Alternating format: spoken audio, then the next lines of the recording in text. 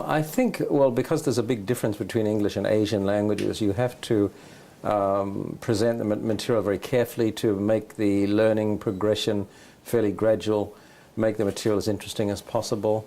So that is perhaps also in my writing, my academic writing, the idea of guiding the students step by step, making the content as accessible as possible. That's sort of one of the things that I've learned, I think.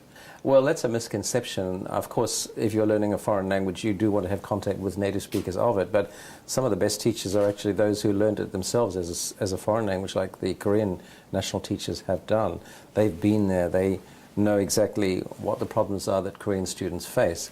So I think that's a problem of perception as much as anything, not so much. Of course, there are many Korean teachers who perhaps are not as fluent in the spoken language as native speakers. And most recently, the research I've been reading on this topic points out that it's not really the age factor that's important.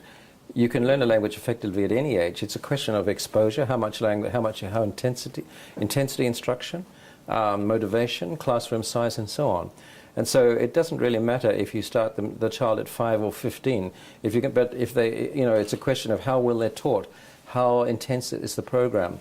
I myself didn't start studying languages till I was 23. I'm reasonably fluent in French and quite good in Indonesian. So in the past, people did look at the age factor as if that was going to be the one thing that would be relevant. But in fact, well, it depends on how much exposure you get, because, in a lot of cultures, English is taught from primary school, but it might be 1 or 2 hours a week.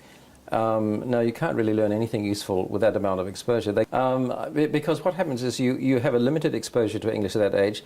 They get to secondary school, and they haven't really learned anything very much so they start again from zero. Again, secondary school, they don't get very much English, and it's not taught very well. They get to university, they start again. We have the perpetual false beginner syndrome, where every 5 years they start English all over again. And so they get to university, they're back to interchange level 1, and yet they started 10 years ago. So better to have concentrated English at a given period of time, it doesn't matter when it is, 10, 15 hours a week of intense concentration, well-taught small classes.